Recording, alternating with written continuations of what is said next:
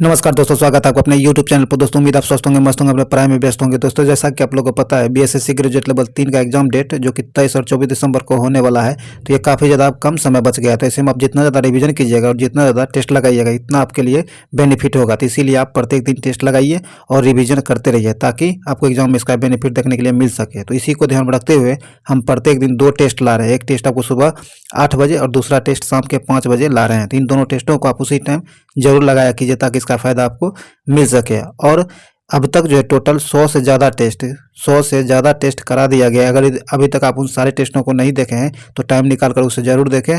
और आपके रिवीजन के लिए 5 मास्टर वीडियो अपलोड कर दिया गया है, तो उसे भी आप ज़रूर देखें, ताकि इसका फ़ायदा आपको मिल सके। लास्ट टाइम में जितना क्वेश्चन आपकी नज़रों से गुजरेगा उतना आपके लिए बेनिफिट होगा। तो इसीलिए आप प्रत्येक दिन रिवीजन करिए और टेस्ट लगाते रहिए, जिसके लिए हमने उसका प्ले लिस्ट का लिंक जो है डिस्क्रिप्शन में अवेलेबल करा दिया है, तो उससे आप जाकर जरूर देखें। अगर अभी तक हमारे चैनल को सब्सक्राइब नहीं किया तो सब्सक्राइब जरूर कर लें, घंटी दबा लें, ताकि आने वाली वीडियो का नोटिफिकेशन आपको आसानी से मिल सके। और आप इस वीडियो को लाइक कीजिए, शेयर कीजिए, आपके पास जितने भी स्टडी ग्रुप है सबों में शेयर कीजिए, ताकि ये ज़्यादा से ज़्यादा लोगों तक पहुंच सके और इसका फ़ायदा मैक्सिमम लोग उठा सके। दोस्तों एक बात बता दें, 20 के सब्सक्राइबर का जो टारगेट रखा गया है, इसे आप जल्द से जल्द पूरा करें, ताकि हमें भी आप लोगों के लिए काम करने में मन लगा रहे। चलिए वीडियो शुरू करते हैं। तो आइए दोस्तों, आज का पहला क्वेश्चन हम लोग शुरू करते हैं। पहला क्वेश्चन कहता है, निम्नलिखित में से कौन सा युग्म सुमेलित नहीं है। तो एक तरफ संस्थान दिया गया है और एक तरफ ये संस्थान कहाँ अवस्थित है, वह जगह का नाम दिया गया है। इनमें से कौन सुमेलित नहीं है, ये आपको बताना है। तो आइए एक में देखते हैं। कहता अंतर्राष्ट्रीय सांस्य वानिकी अनुसंधान केंद्र नैरोबी में स्थित है। यह सही है, नैरोबी में ही स्थित है। आगे कहता टाटा ऊर्जा अनुसंधान संस्थान नई दिल्ली में है। यह भी सही है। भारतीय वन प्रबंधन संस्थान भोपाल में है। यह भी सही है। जब 3 सही हो गया तो एग्जाम में चौथा पढ़ने की कोई जरूरत नहीं, चौथा ही गलत होगा। तो यहाँ डी नंबर आपका सही आंसर हो जाएगा, जो कि सुमेलित नहीं है। केंद्रीय सांस्य वानिकी अनुसंधान संस्थान, ये आपको बांदा में नहीं, ये जो है बांदा में नहीं, बल्कि आपको झांसी उत्तर प्रदेश में स्थित है। कहाँ? झांसी उत्तर प्रदेश में स्थित है। तो यहाँ आपको डी नंबर सही आंसर हो जाएगा, जो कि सुमेलित नहीं दिया गया है, ध्यान में रखिएगा। चलिए आगे बढ़ते हैं। आगे कहता है, सर्वाधिक वन वृद्धि वाले टाइगर रिजर्व बुक्सा, क्या है? बुक्सा किस राज्य में स्थित है? कहता है सर्वाधिक वन वृद्धि वाला टाइगर रिजर्व जो है ये बुक्सा है। ये किस राज्य में स्थित है? तो यह जो है स्थित है आपको, ये आपको पश्चिम बंगाल में स्थित है। कहाँ? पश्चिम बंगाल में स्थित है। ए नंबर से आंसर हो जाएगा पश्चिम बंगाल, ध्यान में रखिएगा, पश्चिम बंगाल। चलिए आगे कहता है 3 नंबर में, आसियान, क्या है? आसियान का केंद्रीय सचिवालय कहाँ स्थित है? आसियान जो है इसका केंद्रीय सचिवालय कहाँ स्थित है? तो यह आपको जकार्ता, कहाँ? जकार्ता में स्थित है। डी नंबर से आंसर हो जाएगा जकार्ता, ध्यान रखिएगा। ये जो आपको आसियान की स्थापना जो है 8 अगस्त, कब? 8 अगस्त 1967 को हुआ है। कब? 8 अगस्त 1967 को इसकी स्थापना हुआ है, ये ध्यान में रखिएगा। और इसके सब वर्तमान में सदस्य देशों की संख्या 10 है। कितना? वर्तमान में सदस्य देशों की संख्या 10 है, ये भी ध्यान में रखिएगा। ये जकार्ता जो आपको इंडोनेशिया में स्थित है। कहाँ? इंडोनेशिया में स्थित है, ये भी ध्यान में रखिएगा। चलिए आगे है, तो यहाँ डी नंबर 3 का डी नंबर से आंसर हो जाएगा। अगला कहता है, प्राक्कलन समिति, क्या है? प्राक्कलन समिति के संदर्भ में कौन सा कथन वो सत्य है? कहता है प्राक्कलन समिति जो है इसके संदर्भ में कौन सा कथन वो सत्य गलत दिया गया, ये आपको बताना है। तो आइए देखते हैं इसके बारे में। पहला कथन कहता है, प्राक्कलन समिति सबसे बड़ी समिति है। सही है। इस समिति में लोकसभा के 30 सदस्य होते हैं। इसमें राज्यसभा के सदस्य को भी शामिल, राज्यसभा के सदस्य को शामिल नहीं किया जाता है। सही है, इसे शामिल नहीं किया जाता है। इस आगे कहता है, इसके सदस्य का कार्यकाल 1 वर्ष का होता है। यह भी सही है। तो डी नंबर ऑटोमेटिक गलत हो जाएगा। जब 3 सही हो गया है और गलत ढूंढ रहा है तो ये आपको चौथा गलत हो जाएगा। इसे कहता है, इसे लघु लोकसभा भी कहते हैं। यह गलत है, इसे लघु लोकसभा नहीं कहा जाता है।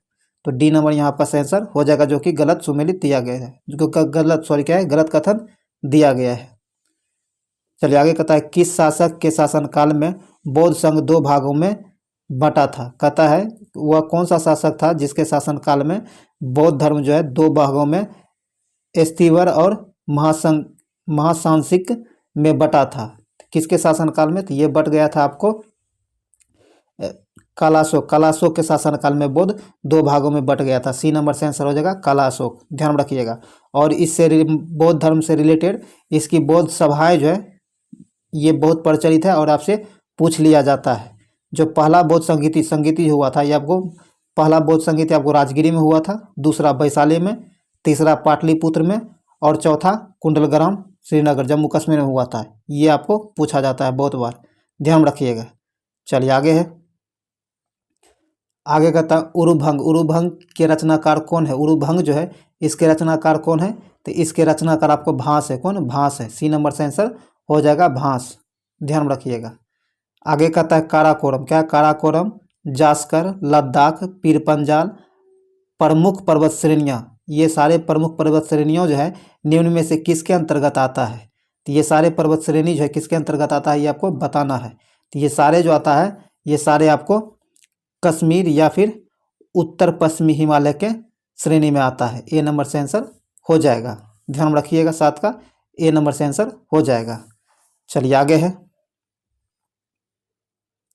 आगे कहता है 9 फरवरी 2022 को नई दिल्ली में आयोजित एक समारोह में अटल टनल को आधिकारिक तौर पर वर्ल्ड बुक ऑफ रिकॉर्ड्स द्वारा कितने फीट से ऊपर की सबसे लंबी रेलमार्ग सुरंग के रूप में प्रमाणित किया गया है?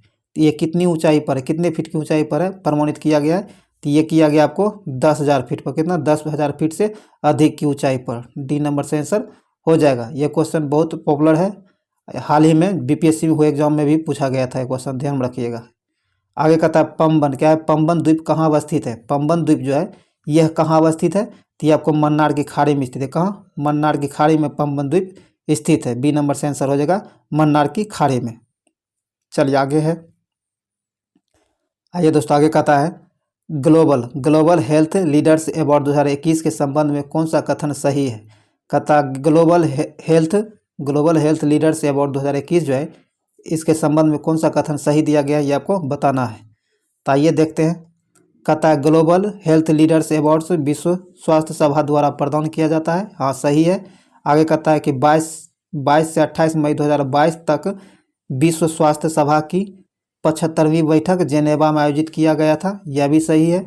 आगे कहता है 22 मई 2022 को विश्व स्वास्थ्य सभा के अभिसमय में आशा कार्यकर्ताओं को यह पुरस्कार प्रदान किया गया। यह भी सही है। तो तीनों कथन सही दिया गया है। तो ये आपको डी नंबर से आंसर हो जाएगा। उपयुक्त में सभी कथन सही है ग्लोबल हेल्थ लीडर्स अवार्ड 2021 के बारे में। तो डी नंबर यहाँ से आंसर हो जाएगा। उपयुक्त में सभी सही दिया गया है।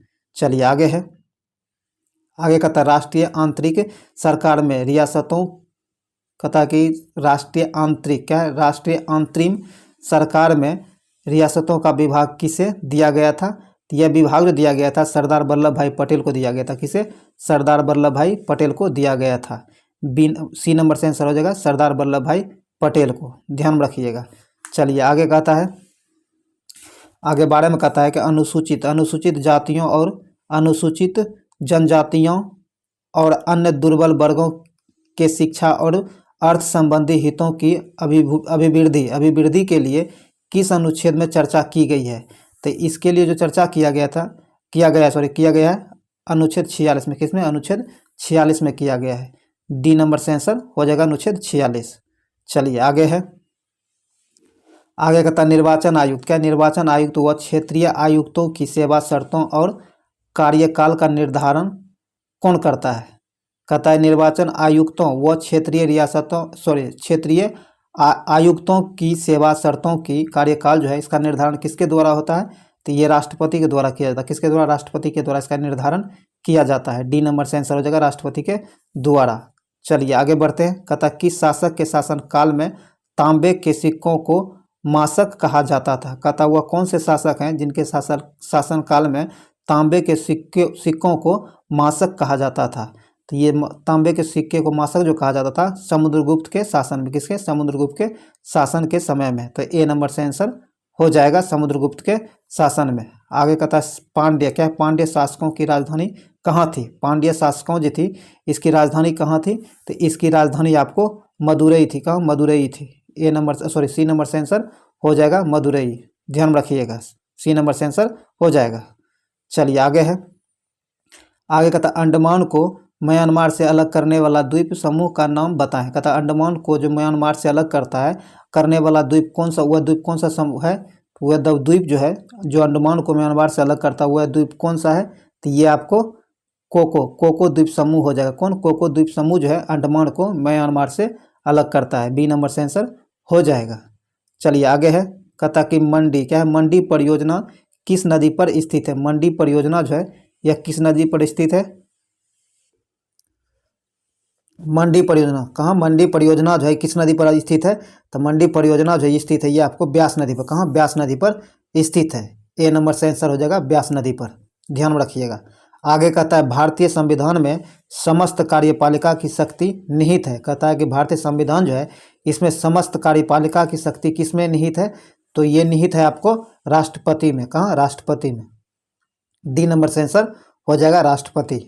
चलिए आगे बढ़ते हैं दोस्तों, इस वीडियो को लाइक जरूर कीजिए, शेयर कीजिए और इस चैनल को सब्सक्राइब नहीं किया तो सब्सक्राइब जरूर कर लीजिए, घंटी दबा लीजिए ताकि आने वाली वीडियो का नोटिफिकेशन आसानी से मिल सके। और इस चैनल के साथ अपना प्यार और सहयोग बनाए रखिए, हम आपके लिए इसी तरह बढ़िया से बढ़िया वीडियो, आपके लिए यूजफुल वीडियो जो भी होगा उसे लाते रहेंगे। चलिए आगे बढ़ते हैं। कहता है कि सॉवरेन क्या है, सॉवरेन गोल्ड बॉन्ड योजना जो 2022-23 के संबंध में विकल्प में से कौन सा कथन सही नहीं है। कहता सॉवरेन गोल्ड बॉन्ड योजना 2022-23 जो है इसके संबंध में कौन सा कथन सही नहीं दिया गया, ये आपको बताना है। तो जो सही नहीं है ये आपको सी नंबर हो जाएगा, जो सही नहीं है। सही कहता है निवेश की न्यूनतम स्वीकार्य सीमा 5 ग्राम सोना होगी, 5 ग्राम सोना होगी, यह गलत है, यह आपको सही नहीं दिया गया है, बाकी सब सही दिया गया है, ध्यान रखिएगा। तो सी नंबर गलत है, जो सही नहीं है। चलिए आगे है, यहाँ सी नंबर से आंसर हो जाएगा। आगे कहता है कि बिहार पंचायती राज्य अधिनियम 2006 के 2 ग्राम सभा की बैठक में बीच अधिकतम क्या है, बीच अधिकतम कितनी अवधि निर्धारित है। कहता है कि बिहार पंचायती राज्य अधिनियम 2006 जो है इसमें 2 ग्राम सभा की बैठकों के बीच अधिकतम कितनी अवधि निर्धारित की गई है। तो इसकी अधिकतम अवधि 2 सभाओं की बैठक जो होता है उसके बीच जो अधिकतम गैप होना चाहिए वह गैप आपको 3 महीने क्या है, अधिकतम 3 महीने तक गैप होना चाहिए, इससे ज़्यादा नहीं होना चाहिए। डी नंबर से आंसर हो जाएगा 3 महीने। चलिए आगे बढ़ते हैं हम लोग। आगे कहता सॉरी दोस्तों, कहता पूर्ण स्वराज क्या, पूर्ण स्वराज का संकल्प कांग्रेस द्वारा कब पारित किया गया था। कहता पूर्ण स्वराज जो है यह कांग्रेस द्वारा कब पारित किया गया था, तो यह कांग्रेस द्वारा आपको 1929 लाहौर अधिवेशन में पारित किया गया था। सी नंबर से आंसर हो जाएगा 1929 के लाहौर अधिवेशन में। और इसकी अध्यक्षता आपको जवाहरलाल नेहरू के द्वारा किया गया था, किसके द्वारा, जवाहरलाल नेहरू के द्वारा किया गया था। और ये कांग्रेस की स्थापना जो किया गया था ये आपको 1885 में, कब, 1885 में किया गया था, ए.ओ. ह्यूम के द्वारा किया गया था, ध्यान रखिएगा। और इसके प्रथम अध्यक्ष आपको व्योमेश चंद्र बनर्जी थे, कौन, व्योमेश चंद्र बनर्जी थे, ये भी ध्यान में रखिएगा। चलिए आगे है बहिर्भेदी क्या है, बहिर्भेदी आग्नेय चट्टान। ये बहिर्भेदी क्या है, बहिर्भेदी आग्नेय चट्टान जो है ये इसका उदाहरण कौन सा है, तो इसका उदाहरण आपको बेसाल्टिक क्या, बेसाल्टिक चट्टान जो है आपको बहिर्भेदी आग्नेय चट्टान का उदाहरण है। डी नंबर से आंसर हो जाएगा बेसाल्टिक चट्टानें। आगे कहता है राइन नदी क्या है, राइन नदी किस भ्रंशों से प्रभावित होती है। कहता है राइन नदी जो है यह किस भ्रंशों से प्रभावित होती है, तो यह जो प्रभावित होती है आपको सोपानिकर क्या है, सोपानिकार भ्रंश से प्रभावित होती है। बी नंबर से आंसर हो जाएगा। चलिए आगे है। आगे कहता है महाद्वीपीय विस्थापन सिद्धांत का प्रतिपादन किसने किया। कहता है महाद्वीपीय विस्थापन सिद्धांत जो है इसका प्रतिपादन किसने किया, तो ये आपको अल्फ्रेड वेगनर ने, किसने, अल्फ्रेड वेगनर ने इसका प्रतिपादन किया था। ए नंबर से आंसर हो जाएगा, ए नंबर से आंसर हो जाएगा। और इन्होंने कब किया था, तो ये किया था आपको 1912 में, कब, 1912 में, ये भी ध्यान में रखिएगा। चलिए आगे है। आगे कहता है कि भारतीय संविधान में अध्यादेश का प्रावधान किस अधिनियम से लिया गया है। कहता है भारतीय संविधान जो है इसमें अध्यादेश का प्रावधान किस अधिनियम से लिया गया है, तो ये लिया गया है आपको भारत सरकार अधिनियम 1935 क्या है, भारत सरकार अधिनियम 1935 से यह अध्यादेश का लिया गया है, प्रावधान लिया गया है। ए नंबर से आंसर हो जाएगा।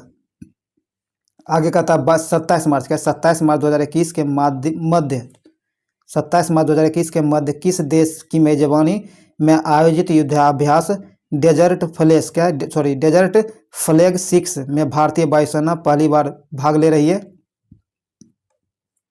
तो ये ले रहा है आपको कहाँ, तो आपको संयुक्त अरब अमीरात में, कहाँ, संयुक्त अरब अमीरात में, बी नंबर से आंसर हो जाएगा। चलिए आगे है, आगे कहता है अनुसूचित, क्या है, अनुसूचित जाति, अनुसूचित जनजाति एवं अन्य पिछड़ा वर्गों के लिए आयोग का गठन करने की शक्ति किसके पास होती है। कहता है अनुसूचित जाति, अनुसूचित जनजाति एवं अन्य पिछड़ा वर्गों के लिए आयोग का गठन जो किया जाता है, इस आयोग के गठन की शक्ति किसके पास होती है। तो ये शक्ति जो होता है आपको राष्ट्रपति के पास, किसके पास, राष्ट्रपति के पास यह शक्ति होता है। ये नंबर से आंसर हो जाएगा राष्ट्रपति। आगे कहता है निम्नलिखित में से किसने भारत में पहली 5G इनोवेशन लैब खोली है। कहता निम्नलिखित में से किसने भारत में अपनी पहली 5G इनोवेशन लैब खोली है। तो ये खोला है किसने, तो आपको इजी हेल्थ केयर ने, किसने, इजी हेल्थ केयर ने। बी नंबर से आंसर हो जाएगा इजी हेल्थ केयर, ध्यान में रखिएगा जरूर। बी नंबर यहाँ से आंसर हो जाएगा 28 का बी। चलिए आगे है, आइए दोस्तों आगे कहता है कि नीलगिरी, क्या है, नीलगिरी और अन्नामलाई के बीच डैश स्थित है। कहता है नीलगिरी और अन्नामलाई जो है इसके बीच डैश स्थित है। तो इनके बीच जो है आपको क्या है, थालघाट दर्रा स्थित है। क्या है, थालघाट, सॉरी ये थालघाट दर्रा नहीं होगा, एक मिनट रुकिएगा आप, ये आपको पालघाट, क्या है, पालघाट दर्रा होगा, सॉरी क्या है, पालघाट दर्रा होगा। बी नंबर से आंसर हो जाएगा पालघाट दर्रा, ध्यान रखिएगा, बी नंबर से आंसर हो जाएगा। आगे कहता है स्वतंत्र भारत को पहली बहुउद्देशीय परियोजना निम्नलिखित में से कौन है। कहता है स्वतंत्र भारत की पहली बहुउद्देशीय परियोजना जो है निम्नलिखित में से कौन है। तो ये आपको दामोदर घाटी परियोजना हो जाएगा। कौन, दामोदर घाटी परियोजना हो जाएगा, जो स्वतंत्र भारत की पहली बहुउद्देशीय परियोजना है, ध्यान रखिएगा। सी नंबर ये सही आंसर हो जाएगा, दामोदर घाटी परियोजना। चलिए आगे है, कहता अगस्त 2022 में कौन राष्ट्रीय क्षय रोग उन्मूलन कार्यक्रम के ब्रांड एम्बेसडर नियुक्त हुए हैं। कहता है कि अगस्त 2022 में राष्ट्रीय क्षय रोग उन्मूलन कार्यक्रम के ब्रांड एम्बेसडर के रूप में किसे नियुक्त किया गया है। तो ये नियुक्त किया गया आपको रवि किशन, क्या है, रवि किशन शुक्ला को। किसे, रवि किशन शुक्ला को, जो रवि किशन के नाम से प्रचलित है, इसका पूरा नाम रवि किशन शुक्ला है, ध्यान रखिएगा। बी नंबर से आंसर हो जाएगा। ये संसद भी है, जो गोरखपुर से अभी वर्तमान में संसद है। आगे कहता है सबसे पहले बिहार पहुंचने वाले यूरोपीय व्यापारी थे। कहता है सबसे पहले बिहार पहुंचने वाले यूरोपीय व्यापारी कौन थे। तो ये थे आपको पुर्तगाली। कौन, पुर्तगाली। सी नंबर से आंसर हो जाएगा पुर्तगाली। आगे कहता है प्रशासनिक दृष्टि से बिहार को कितने प्रमंडलों में विभाजित किया गया है। कहता है प्रशासनिक दृष्टि के कौन से बिहार को कितने प्रमंडलों में विभाजित किया गया है। तो इन्हें जो विभाजित किया गया बिहार को 9 प्रमंडल, कितने, 9 प्रमंडल में विभाजित किया गया है। बी नंबर से आंसर हो जाएगा 9 प्रमंडल में। अगर कभी कभी आपको 9 प्रमंडलों में से नाम पूछ लिया जाता है तो आप एक बार इसका नाम सुन लीजिए, मगध, पटना, मुंगेर, भागलपुर, सारण, पूर्णिया, तिरहुत, कोसी और दरभंगा। एक बार और सुनिए, मगध, पटना, मुंगेर, भागलपुर, सारण, पूर्णिया, तिरहुत, कोसी और दरभंगा। ये 9 प्रमंडल को बिहार में प्रशासनिक दृष्टिकोण से बिहार को बांटा गया है। बी नंबर से आंसर हो जाएगा। आगे कहता है भारत के अनुसार क्या है, भारत के अनुसार उत्तरी पंचाल की राजधानी स्थित थी। तो यह स्थित उत्तरी पंचाल की राजधानी जो थी यह स्थित थी आपको अहिच्तर, कहाँ, अहिच्तर में। सी नंबर से आंसर हो जाएगा। चलिए आगे है, आगे कहता है भारत का संघीय न्यायालय निम्नलिखित में से किस वर्ष में स्थापित किया गया था। कहता है भारत का संघीय न्यायालय जो है इसका निम्नलिखित में से किस वर्ष स्थापित किया गया था। तो इसकी स्थापना जो 1937 में किया गया था। कब, 1937 में किया गया था, 1 अक्टूबर 1937 को। कब, 1 अक्टूबर 1937 को किया गया था, ध्यान में रखिएगा। आगे कहता है इस मिसाइल, क्या है, इस मिसाइल में हम मुसलमानों को हिंदुओं से भिड़ा नहीं पाए निम्नलिखित में, ये कहता है इस मिसाल, क्या है, इस मिसाल में हम मुसलमानों को हिंदुओं से भिड़ा नहीं पाए निम्नलिखित में से कौन सी एक घटना से एचिंसन, क्या है, एचिंसन के इस कथन का संबंध है। इसका संबंध जो है किस घटना से, तो इसका खिलाफत और वो सहयोग आंदोलन से संबंधित है। सी नंबर से आंसर हो जाएगा। चलिए आगे है। आगे कहता है निम्नलिखित में से किस वेद को कर्मकांडीय वेद कहा जाता है। कहता है निम्नलिखित में से वो कौन सा वेद है जिसे कर्मकांडीय वेद के नाम से जाना जाता है। तो ये आपको यजुर्वेद, यजुर्वेद को आपको कर्मकांडीय वेद के नाम से भी जाना जाता है। बी नंबर से आंसर हो जाएगा। और ये ऋग्वेद जो है, ऋग्वेद आपको सबसे प्राचीन वेद है। क्या सबसे प्राचीन वेद ऋग्वेद है, ये भी ध्यान रखिएगा, ये आपसे पूछा जा सकता है। और यजुर्वेद जो है, ये यजुर्वेद आपको गद और पद दोनों में पाया जाता है। क्या गद और पद दोनों में पाया जाता है यजुर्वेद, ये ध्यान में रखिएगा, ये भी पूछा जाता है एग्जाम में, बहुत बार पूछा गया है। आगे कहता है मुद्रा पर अंकित पशुपतिनाथ की मूर्ति कहाँ से प्राप्त हुई है। कहता है मुद्रा पर अंकित पशुपतिनाथ जो है, इसकी मूर्ति कहाँ से प्राप्त हुई है। तो ये मूर्ति जो प्राप्त हुई है, यह मूर्ति आपको प्राप्त हुई है आपको मोहनजोदारो से। कहाँ से? मोहनजोदारो से, मोहनजोदड़ो। क्या है? मोहनजोदड़ो। बी नंबर से आंसर हो जाएगा। चलिए आगे कहता है कि 23 दिसंबर 2021 को देश भर में किसान दिवस मनाया गया। कहता है 23 दिसंबर 2021 को देश भर में किसान दिवस मनाया गया। यह दिवस जो है किस नेता की जयंती के अवसर पर मनाया जाता है। तो यह जो किसान दिवस जो मनाया जाता है 23 दिसंबर को, यह मनाया जाता है आपको चौधरी चरण सिंह की जयंती पर। किसके? चौधरी चरण सिंह की जयंती पर, ध्यान रखिएगा। तो सी नंबर से आंसर हो जाएगा चौधरी चरण सिंह की जयंती पर। चलिए आगे है। आगे कहता 1935 का गवर्नमेंट ऑफ इंडिया एक्ट क्यों महत्वपूर्ण है। कहता 1935 का गवर्नमेंट ऑफ इंडिया एक्ट जो है, यह क्यों महत्वपूर्ण है। तो यह इसलिए महत्वपूर्ण है क्योंकि यह भारतीय संविधान का प्रमुख स्रोत है। भारतीय संविधान जो है, इसमें अधिकतर भाग यहीं से उठाया गया है, इसीलिए यह बहुत ज़्यादा इम्पोर्टेंट होता है। ए नंबर से आंसर हो जाएगा, ध्यान रखिएगा।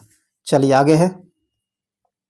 आइए दोस्तों आगे बढ़ते हैं। कहता मेक इन इंडिया, क्या है? मेक इन इंडिया की शुरुआत कब हुई थी। मेक इन इंडिया जो है, इसकी शुरुआत कब हुई है। तो इसकी शुरुआत आपको 25 सितंबर, क्या है? 25 सितंबर 2014 में हुआ है। ए नंबर से आंसर हो जाएगा। 25 सितंबर 2014 में मेक इन इंडिया की शुरुआत की गई है। ए नंबर से आंसर हो जाएगा।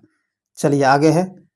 20 जनवरी 2022 को जम्मू कश्मीर प्रशासन ने रियासी जिले में स्थित किस गाँव को केंद्र शासित प्रदेश का पहला दूध गांव घोषित किया गया। कहता है कि 20 जनवरी 2022 को जम्मू कश्मीर प्रशासन ने रियासी जिले में स्थित किस गांव को केंद्र शासित प्रदेश का पहला दूध गांव घोषित किया गया है। तो ये घोषित किया गया आपको जेरी को। किसे? जेरी गांव को। ए नंबर से आंसर हो जाएगा जेरी। आगे कहता निम्नलिखित में से कौन सा अभिलेख विश्व के प्रथम विज्ञापन के तौर पर जाना जाता है। कहता निम्नलिखित में से वह कौन सा अभिलेख है जो विश्व जो है इसका प्रथम विज्ञापन के तौर पर माना जाता है। तो ये माना जाता है आपको क्या है? सोगोरा अभिलेख को विश्व के प्रथम विज्ञापन के तौर पर माना जाता है। बी नंबर से आंसर हो जाएगा सोहगोरा। चलिए आगे है। आगे कहता है गुर्जर, क्या है? गुर्जर प्रतिहार वंश का संस्थापक कौन था। गुर्जर प्रतिहार वंश जो है, इसके संस्थापक कौन थे। तो इसके संस्थापक आपको हरिश्चंद्र थे। कौन? हरिश्चंद्र थे।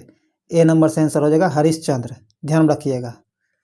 चलिए आगे कहता निम्नलिखित फसलों में से कौन सिंधु घाटी सभ्यता के निम्नलिखित फसलों में से कौन सिंधु घाटी सभ्यता के समय से उत्पादन किया जाता है। कहता है वह कौन सी फसल है जो सिंधु घाटी सभ्यता के समय से ही उत्पादित किया जा रहा है।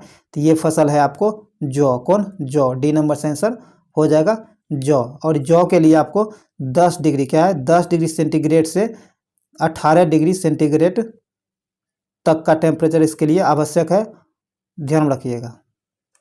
और वर्षा 70 से 90 सेमी, क्या है? वर्षा 70 से 90 सेमी आवश्यक होता है जौ के लिए। चलिए आगे है। तो यहाँ डी नंबर से आंसर हो जाएगा जौ।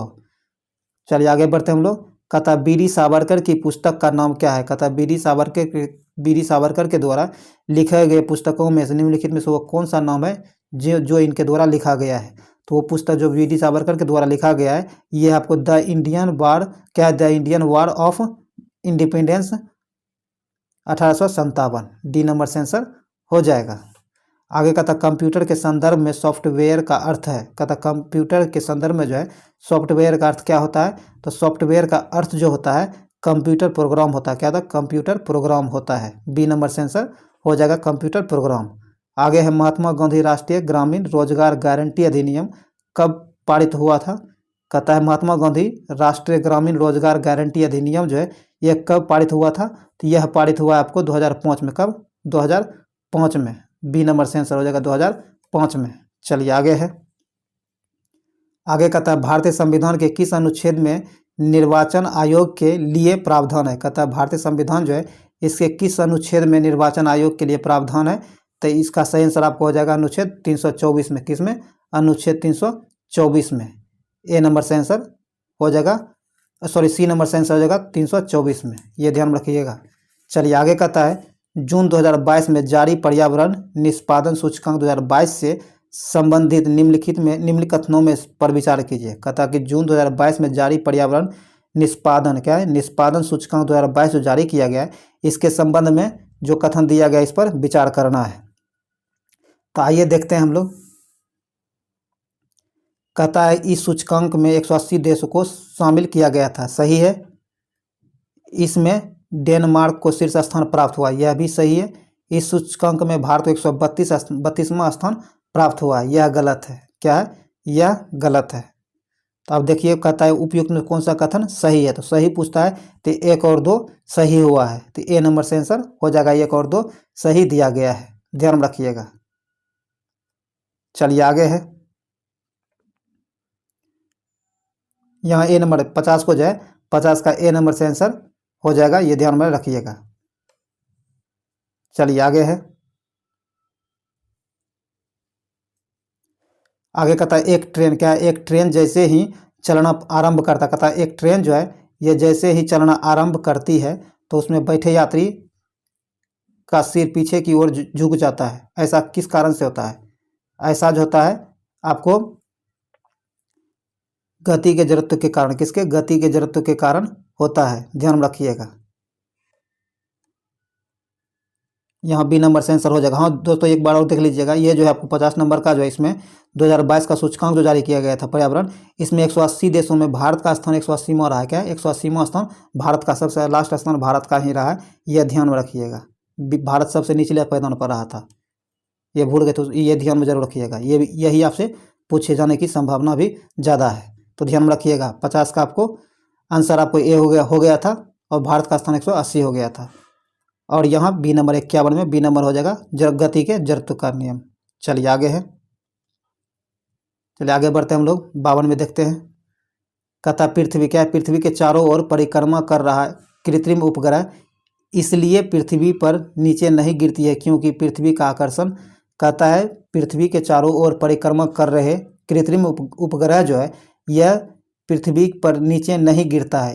पृथ्वी पर नीचे नहीं गिरने का कारण क्या है? तो इसका जो कारण है उसकी गति के लिए आवश्यक त्वरण प्रदान करना, इसका मुख्य कारण है नीचे नहीं गिरने का। डी नंबर से आंसर हो जाएगा। चलिए आगे है। चलिए 53 में कहता है, 53 में आपको सूची 1 को सूची 2 से मिलाने के लिए कहा गया है। तो आइए देखते हैं। कहता है शून्य द्रव्यमान क्या है? शून्य द्रव्यमान किसका होता है? तो शून्य द्रव्यमान आपको न्यूट्रॉन का द्रव्यमान शून्य होता है, 2 से मिल जाएगा।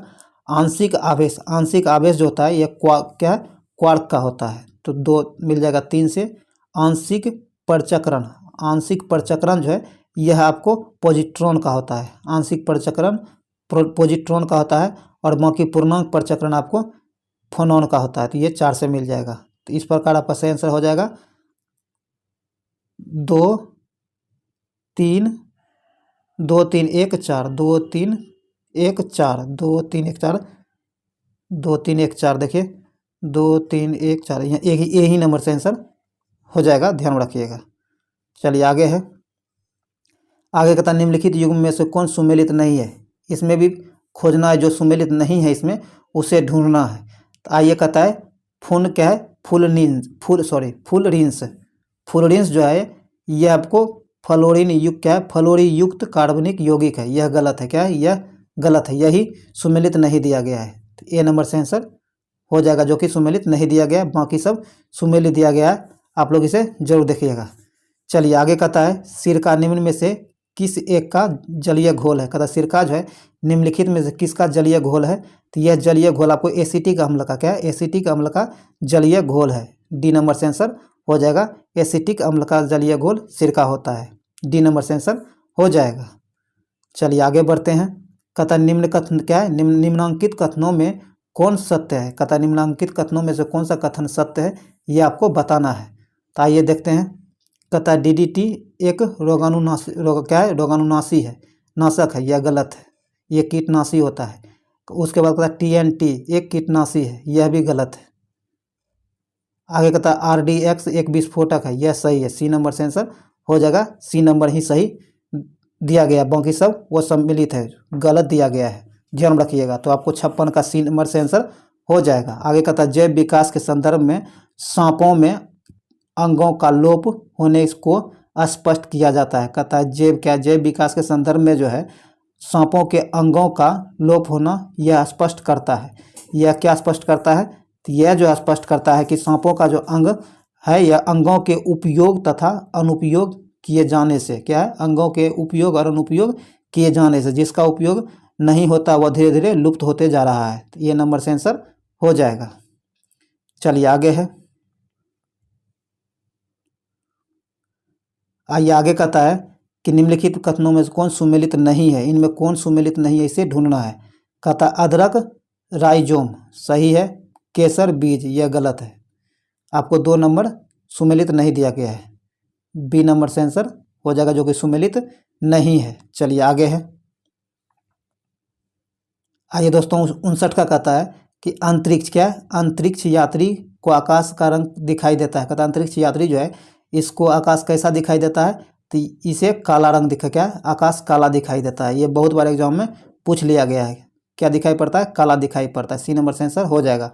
आगे कहता है किसी तारे का रंग दर्शाता है। कहता है किसी तारे का रंग जो है यह क्या दर्शाता है, तो यह किसी तारे का रंग जो है यह दर्शाता है कि उसका उसमें क्या है, उसका ताप कितना है। बी नंबर से आंसर हो जाएगा, उसके ताप पर उसका रंग निर्भर करता है। बी नंबर से आंसर हो जाएगा। आगे कहता है 1 ग्राम बर्फ को 0 डिग्री सेंटीग्रेड तापक्रम से वाष्प में 100 डिग्री सेंटीग्रेड तापक्रम तक ले जाने के लिए कितने कैलोरी ऊष्मा की आवश्यकता होगी। तो इसके लिए आवश्यक ऊष्मा की आवश्यकता जो होगी आपको 720, क्या है, 720 कैलोरी ऊष्मा की आवश्यकता होगी, ध्यान रखिएगा। सी नंबर से आंसर हो जाएगा। चलिए आगे कहता है कि कोई कार, क्या है, कोई कार एक समान गति से 25 किलोमीटर की दूरी तय करती है। अगर गति 8 किलोमीटर प्रति घंटा अधिक होती तो उसी यात्रा में 10 घंटे कम समय लगता। तो कार की गति कितनी है। कहता है कि एक कार जो है समान गति से 25 किलोमीटर की दूरी तय करता है और अगर वह 8 किलोमीटर प्रति घंटा अधिक चाल से चलता तो उसे 10 घंटा समय कम लगता। तो ये आपको बताना है कि कार किस गति से जा रहा था। तो इसका सही से इसका सूत्र होता है आपको दूरी जो है दूरी हो जाएगा, और आपको स्टार्टिंग का मान पता नहीं कितने किलोमीटर से जा रहा है तो इसे आप x मान लीजिए। उसके बाद इसमें से आप फिर दूरी घटा के और आपको कितना x प्लस 8, क्योंकि 8 किलोमीटर प्रति घंटा बढ़ा देना है। अगर इसमें से इतना घटा देंगे, बढ़ाने का मतलब घटा देंगे, तो ये आपको कितना हो जाएगा, तो ये आपको 10 घंटा कम समय लगता है। तो ये 10 घंटा के बराबर हो जाएगा। तो इसे आप हल कर लीजिएगा और आपको इसका मान 2 निकल जाएगा, क्या है, 2 किलोमीटर प्रति घंटा निकल जाएगा, ध्यान रखिएगा। इसको हल कीजिएगा तो यहाँ आपको 62 का ए नंबर से आंसर हो जाएगा। इसे हल जरूर कर लीजिएगा। चलिए आगे है। कहता स्पष्ट रूप से प्रतिध्वनि सुनने के लिए क्या परावर्तित सतह और सुनने वाले के मध्य कम से कम दूरी होना चाहिए। कहता है कि स्पष्ट रूप से प्रतिध्वनि को सुनने के लिए परावर्तित सतह और सुनने वाले के बीच का कम से कम कितना दूरी होना आवश्यक है। तो इसके लिए सही आंसर आपका हो जाएगा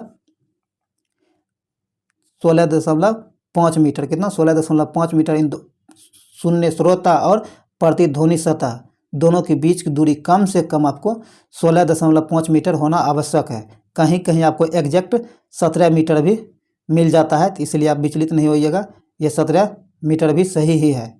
तो जो दोनों में होगा वो अगर 16.5 दिया रहेगा तो आपको यही चुनना है, अगर ये नहीं रहे तब 17 मीटर आप चुन सकते हैं। तो यहाँ आपको डी नंबर से आंसर हो जाएगा 63 का डी। चलिए आगे बढ़ते हैं। आगे कहता है एक नाभिकीय रिएक्टर में भारी जल का कार्य क्या है। कहता है एक नाभिकीय रिएक्टर जो है इसमें भारी जल का कार्य क्या होता है। तो भारी जल का कार्य जो होता है न्यूट्रॉन की गति को कम करना इसका मुख्य काम होता है। ए नंबर से आंसर हो जाएगा, 64 का ए सही आंसर हो जाएगा। चलिए आगे है, आगे सूची 1 को सूची 2 से मिलाने के लिए कह रहा है, तो आइए देखते हैं। कहता लैक्टिक अम्ल, लैक्टिक अम्ल जो है यह दूध में, कहाँ दूध में पाया जाता है, लैक्टिक अम्ल आप दूध में पाया जाता है। एसिटिक अम्ल आपको सिरका में, कहाँ सिरका में, इससे रिलेटेड क्वेश्चन ऊपर आप पीछे देख भी चुके होंगे, अभी बताया गया था। सिरका अम्ल जो है, सॉरी एसिटिक अम्ल आपको सिरका में सही आंसर है, यह आपको 4 से मिल जाएगा। और साइट्रिक अम्ल आपको नींबू में पाया जाता है, कहाँ नींबू में पाया जाता है, तो 1 से मिल जाएगा। और ब्यूटायरिक, क्या है ब्यूटायरिक अम्ल आपको दुर्गंध युक्त मक्खन में पाया जाता है, तो ये 2 से मिल जाएगा। तो इस प्रकार इसका सही आंसर 3 4 3 3 4 1 2, 3 4 1 2 हो जाएगा, 3 4 1 2, डी नंबर इसका सही आंसर हो जाएगा, ध्यान रखिएगा। चलिए आगे कहता है एस्कर्बिक रोग किस विटामिन की कमी से होती है। एस्कर्बिक रोग जो है यह किस विटामिन की कमी से होती है, तो यह विटामिन सी की कमी से एस्कर्बिक रोग होती है, ध्यान रखिएगा, ए नंबर से आंसर हो जाएगा। चलिए आगे बढ़ते हैं।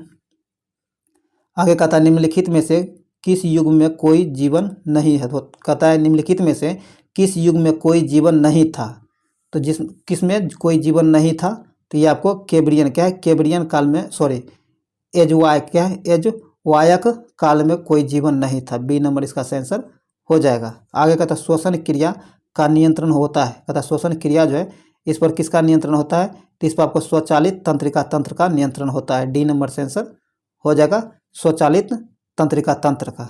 चलिए आगे बढ़ते हैं। आइए दोस्तों, अगर अभी तक आप हमारे चैनल को सब्सक्राइब नहीं किए तो सब्सक्राइब कर लीजिए और घंटी दबा लीजिए ताकि आने वाली वीडियो का नोटिफिकेशन आपको आसानी से मिल सके। और आप इस चैनल को लाइक जरूर कीजिए इस वीडियो को, और चैनल से जुड़िए और प्यार और सपोर्ट बनाए रखिए ताकि हम आपके लिए और भी मेहनत करते रहें और अच्छे अच्छे वीडियो आप लोगों के लिए लाते रहें। बड़ी मेहनत लगता है, लेकिन आप लोग अगर इसका फ़ायदा उठा लेते हैं तो फिर मेहनत करने में भी कोई बड़ी बात नहीं है, क्योंकि आप लोगों के लिए ही मेहनत किया जाता है। तो इसका फ़ायदा ज़रूर उठाइए और इसे अपने दोस्तों तक जरूर पहुंचाइए, शेयर जरूर कीजिए। चलिए आगे बढ़ते हैं। कहता लाइकेन जो एक नगण्य चट्टान भी, क्या कहता है लाइकेन जो है एक नगण्य चट्टान पर भी पारिस्थितिकी अनुक्रम को प्रारंभ करने में सक्षम है, वास्तव में किनके सहजीवी सहचर्य है, तो वास्तव में ये जो है आपको शैवाल और कवक के सहचर्य है, बी नंबर से आंसर हो जाएगा। आगे कहता प्लाव, क्या प्लवमान जीन, जिसे जंपिंग जीन के नाम से भी जाना जाता है, के सिद्धांत का प्रतिपादन किसने किया है, तो इसका प्रतिपादन जो किया है ये क्या है बारबरा मैकलटाइफ ने किया है, सी नंबर इसका आंसर हो जाएगा। चलिए आगे बढ़ते हैं। आगे कहता निम्नलिखित में से मुख्यतः किसके लिए सीटेन संख्या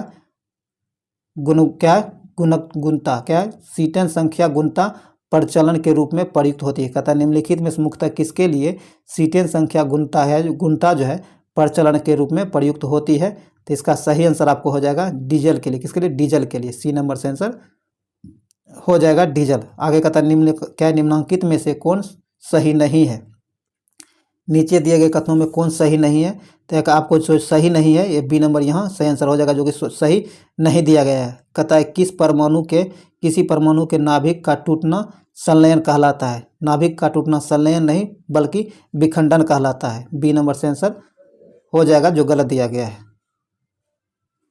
आगे कहता है टर्नर सिंड्रोम होता है, टर्नर सिंड्रोम जो होता है, टर्नर सिंड्रोम आपको XO होता है, ए नंबर से आंसर हो जाएगा। आगे कहता है अधिकांश पादप वायरस में जेनेटिक्स पदार्थ है, कहता है अधिकांश पादप वायरस जो है में जेनेटिक पदार्थ कौन पाया जाता है, तो जेनेटिक पदार्थ आपको RNA पाया जाता है। और आज का आखिरी क्वेश्चन कहता है वायरस, क्या है वायरस रोग है, वायरस रोग कौन सा है, तो वायरस रोग जो है आपको